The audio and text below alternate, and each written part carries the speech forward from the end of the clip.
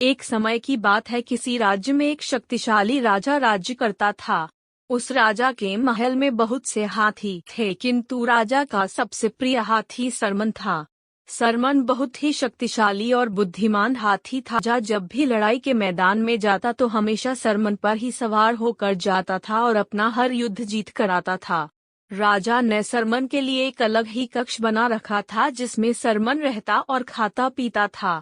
सरमन की सेवा के लिए अलग से महावत लगा हुआ था।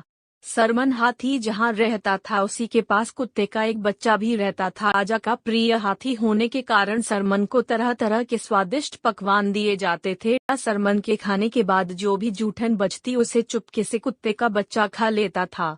सरमन शक्तिशाली होने के साथ ही बहुत ही दयालु प्रवृत्ति का हाथी था। उसने देखा कि कुत्ते का बच्चा उसकी जूठन खाकर अपना पेट भरता है, तो उसने कुत्ते के बच्चे से कहा, तुम मेरे खाने के बाद जो बचता है उसे क्यों खाते हो? तुम आज से मेरे संग ही खाना खाया करो। कुत्ते का बच्चा बोला, आप राजा के प्रिय हाथी हो, मैं आपके साथ खाना कैसे खा सकता हूँ? कुत्ते के बच्चे की बातें सुनकर सरमन हाथी बोला, एक काम करो, तुम मेरे मित्र बन जाओ, फिर तो हम दोनों साथ में बैठकर खाना खा सकते हैं। हाथी अकेला बोर होता था, उसने कुत्ते बच्चे के साथ दोस्ती कर ली और दोनों साथ में खाना खाते और खेलते थे। धीरे धीरे कुत्ते का बच्चा बड़ा होने लगा और अच्छा भोजन खाने के कारण काफी हष्ट पुष्ट हो गया।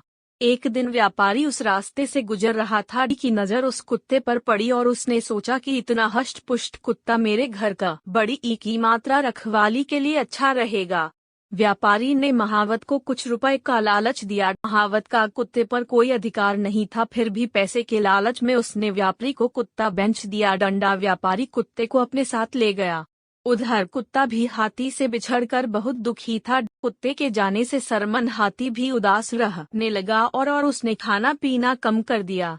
धीरे धीरे हाथी कमजोर होने लगा। राजा ने जब हाथी की ऐसी हालत देखी तो वह बहुत चिंतित हुआ और उसने महावत से हाथी के कमजोर होने का कारण पूछा। महावत को भी समझ में नहीं आ रहा था कि हाथी को क्या हो रहा है। राजा ने राजवैद्य को बुलाया और पूछा, मेरे इस प्रिय हाथी को क्या हुआ? यह दिन प्रतिदिन कमजोर होता जा रहा है। राजवैद्य ने हाथी का परीक्षण किया और राजा को जवाब दिया, महाराज, हाथी किसके वियोग से दुखी है, इसी कारण इसने खाना पीना छोड़ दिया है और कमजोर होने लगा है। राजा ने जब इसके बारे में जानकारी एकत्र की तो उसे पता चला कि हाथी की दोस्ती एक कुत्ते से थी और कुत्ते के जाने के बाद से ही हाथी का स्वास्थ्य खराब हुआ है। राजा ने अपने सैनिकों को आज्ञा दी कि किसी भी तरह उस कुत्ते का पता लगाकर उसे वापस लाया जाए। सैनिकों ने कुत्ते का पता लगाकर व्यापारी सहित कुत्ते को राजा के सामने पेश किया। व्यापारी ने राजा को पूरी बात बतलाई। राजा बहुत दयालु प्रवृत्ति का था, उसने महावत और व्यापारी को माफ कर दिया और कुत्ते को हाथी के पास भेज दिया। कुत्ते को देखते ही हाथी अत्यंत प्रसन्न हुआ और कुत्ते को अपनी सूंड में लपेटकर अपनी पीठ पर बैठा लिया। हाथी से मिलकर कुत्ता भी फूला नहीं समा रहा था। कुत्ते के आते ही हाथी ने फिर से खाना शुरू कर दिया और पहले की तरह हष्ट पुष्ट और स्वस्थ हो गया। शिक्षा।